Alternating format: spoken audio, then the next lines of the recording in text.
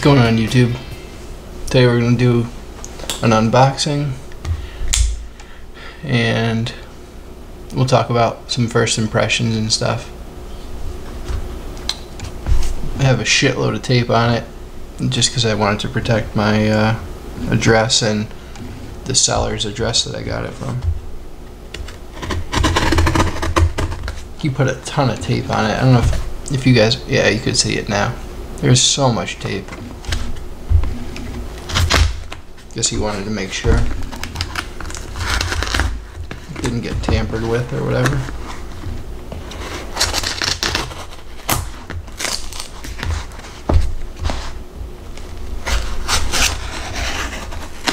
I would normally never do an unboxing. I just figured it'd be kind of fun. Something different.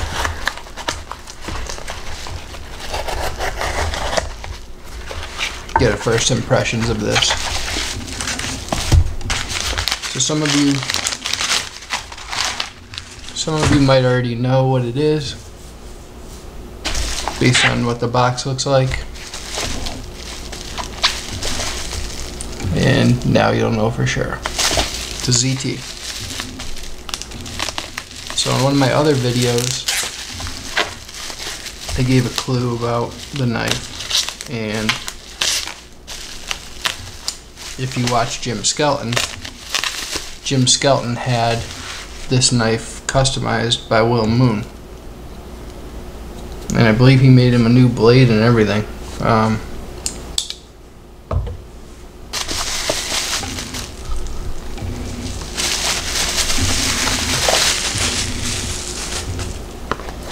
Alright, and it is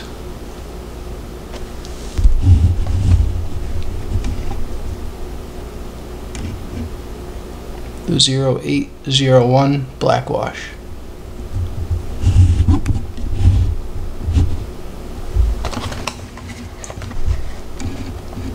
Now I've heard really good things about this knife, about the action. It is discontinued, but they are available. This is basically a new in box. He never used it. I got a decent deal on it. It has the warranty information and all that. Obviously, I don't think that really applies to me at this point because it's secondary market and they don't make the knife anymore. But it was left new in box. He just took it out to take pictures and stuck it right back in.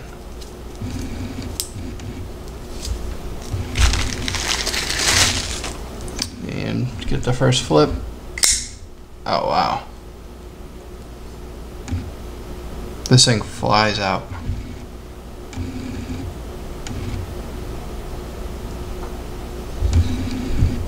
Very nice. Good feel in hand. I have big hands, so this fits my hand nicely. So you can see how my hand grips.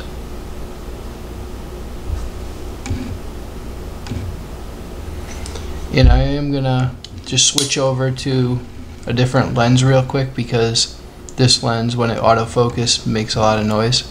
I just wanted to see how the lighting was. This lens is better for low light. It's a 2.8 constant aperture.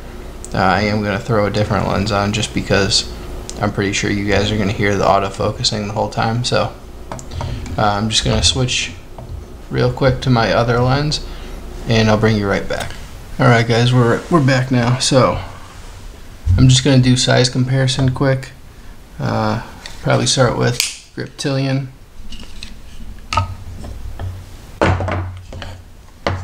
And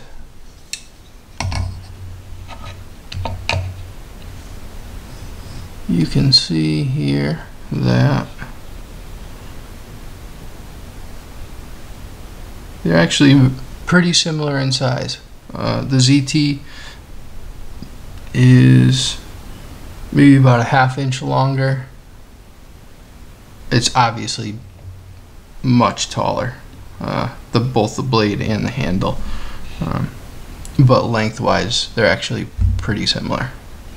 So if you have a Griptilian, you'll know how this knife compares to it.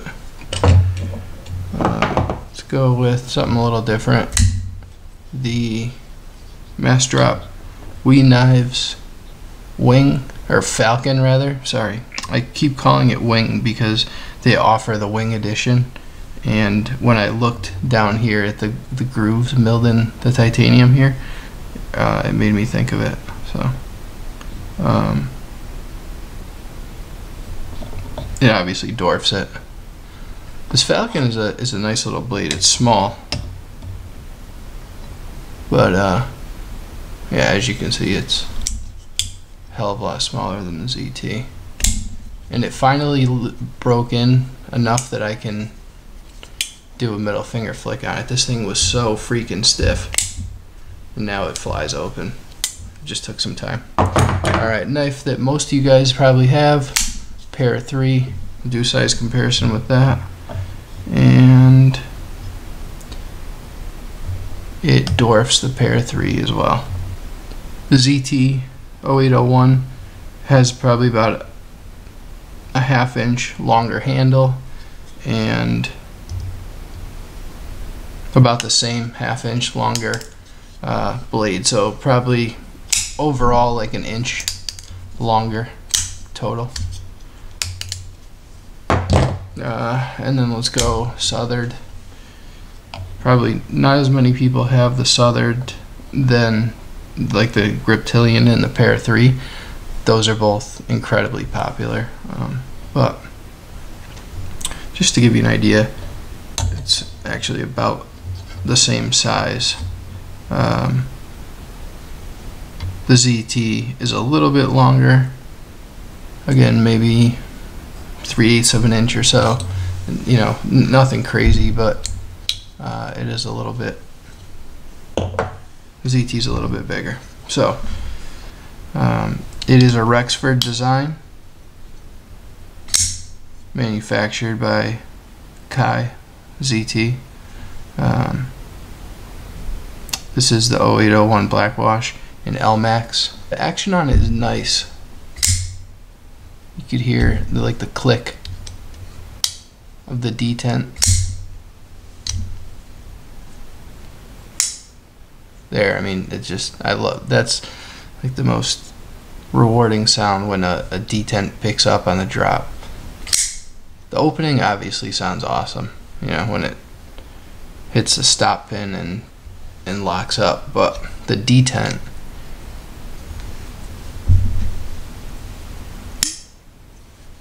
I just put it up to the microphone so you guys could hear it a little better.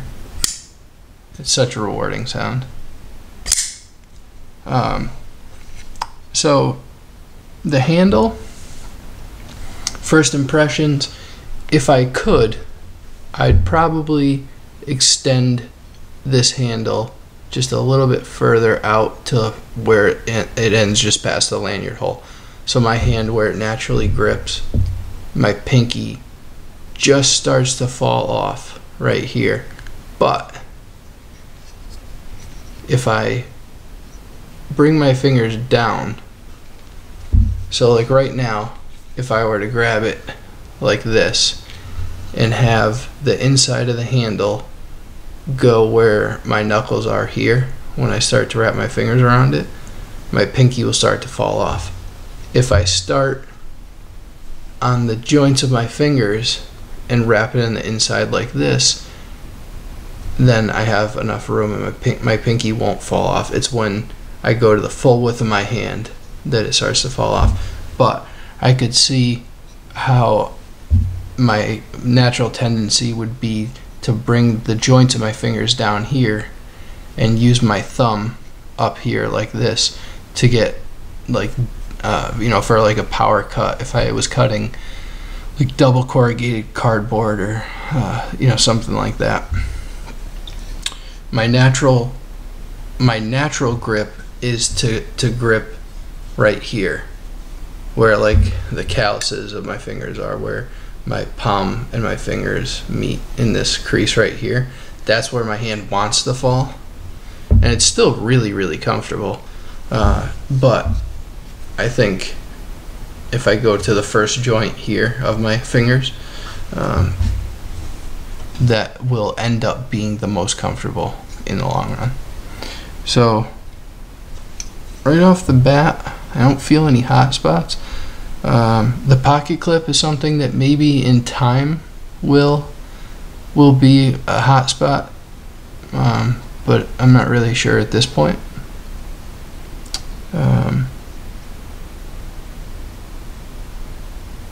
I like the hardware, so it has black hardware. I'm not sure of the coating that they do. I'll do a review on it once I have more time with it, and I'll give you guys like definite specs and all that once I do a review. This was just an unboxing and first impressions I wanted to do for you guys. But yeah, the coatings and stuff on it are really cool. I like that contrast. The obviously the black wash here on the scales, but I like the black coating that they did on the hardware. It looks cool. And I'm curious to see how this pocket clip in time, sorry, I was just looking at it, I took it out of frame, but in time how this pocket clip wears. If it's like the Benchmade, in that the paint kind of just like rubs off. So there you can see the Benchmade, and the paint just eventually comes off. Yeah, Todd Rexford design. This is my first LMAX blade.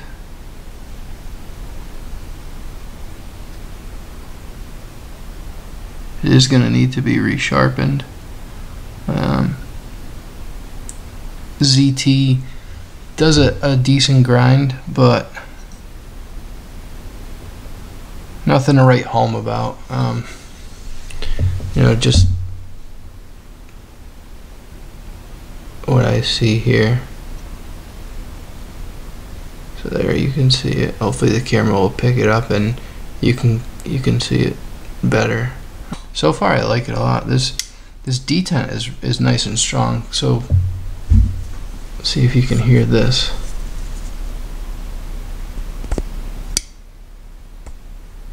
Not when I close it now.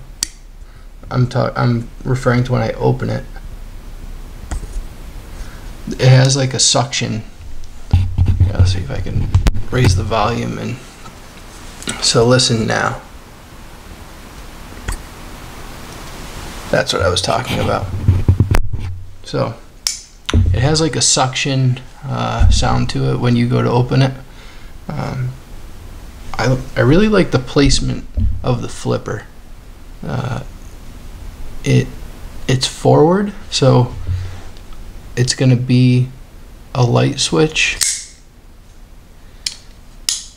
and I think, yeah, it's a push button too. It probably looks the same. You might not be able to tell the difference of the way that I'm pulling, but that's the light switch, and then that's the push button. So I think you can see the difference on my finger, the way that I'm kind of hooking the tip of my pointer finger into the jimping to light switch, and then the shape of my finger now when I go to push for a push button. And the push button's a little bit harder. You got to push a little bit harder than to do a light switch and just pull back. But what I heard and read about this is that the action is like one of the best actions that ZT's ever made, and I can't say that it is, because I don't have any other ZTs to compare it to. So when I started getting heavily into knives, there was a lot of controversy with ZT. There was a lot of like ZT fanboys. Not too long after Vinny Nero came out with his like ZT hard use knife, I was gonna get a ZT, and then there was so much controversy with it. he got a lot of backlash for that video. You know, a lot of guys were saying that he was like a hater and he was rigging the videos. Excuse me. You know, rigged the video to get it to close and this and that. I don't think that was his intention. I think he was just, you know, trying to make a video and show his experience with the ZTs. But so far, I'm pretty impressed. I might do a... You know, I have a roll of blue tape right here. Let me see.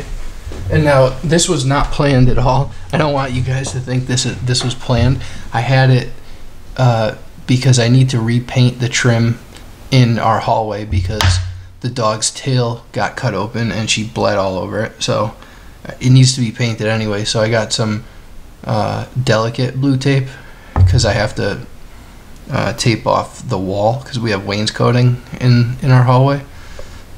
So I have to tape off the wall, so I need it delicate. So this is not at all planned. I want to say that as clear as possible. I'm just doing this because I'm curious and I want to see. And honestly, if this fails, I might not even put this up.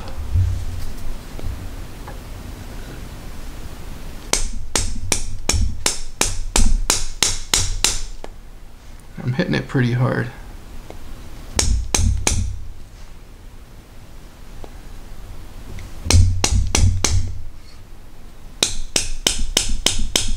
And my hand is right here, so this is probably not smart.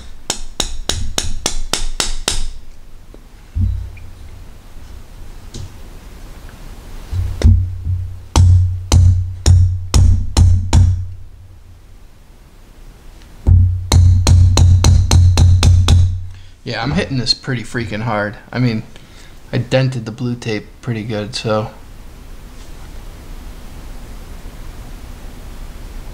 There, you could probably see it. I'm not going to keep going because there's no point.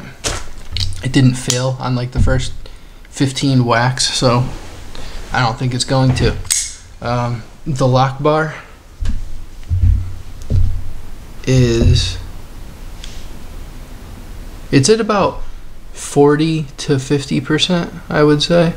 The camera might show it being over farther than it actually is. It's kind of deceiving. Also because of where the lock bar insert is. Centering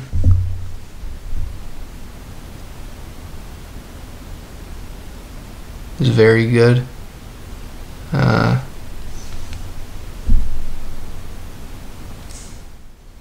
So far, I'm really liking ZT. I have no complaints right now. The only thing I'm a little concerned about is the pocket clip over time, the L-Max heat treat. I want to see how this thing holds up, what kind of edge it'll keep. And one minute thing that I'm not too thrilled about is, if you guys can see where this edge ends, there's just a little spot right back here. It's a lot like the Spyderco's well, it's a lot like the Spyderco's, let's just say that, in that they don't go all the way back. So I have a couple options. If I decide to keep the knife, which I think I'm going to, I'll put a sharpening choil in, or I will sharpen all the way back, which will take a little bit of work just because it's kind of thick right here. But I don't think this L-Max is going to be that hard to sharpen. Alright guys, this is Mike with I Heart Knives. Thanks for coming along with the ZT0801. I'll see you guys on the next one. One thing I did forget to test was any blade play, so I'm just going to do that now and I'll edit it in. But so up and down, solid. So, yeah, this thing is solid. Alright, that's not going anywhere. Side to side, nothing. This thing's rock solid. Honestly, I'm really surprised that it's as solid as it is and as good as it is. I thought I was going to be adding to Vinny Nero's video that this is not built for heavy use, but if they didn't discontinue this, I'd probably beat the piss out of it. And it's not really like a crazy expensive knife. Like, you can find them, but the LMAX ones are a little bit tougher to come by. I believe they made an S35 VN version too. But alright guys, I'll see you guys next time.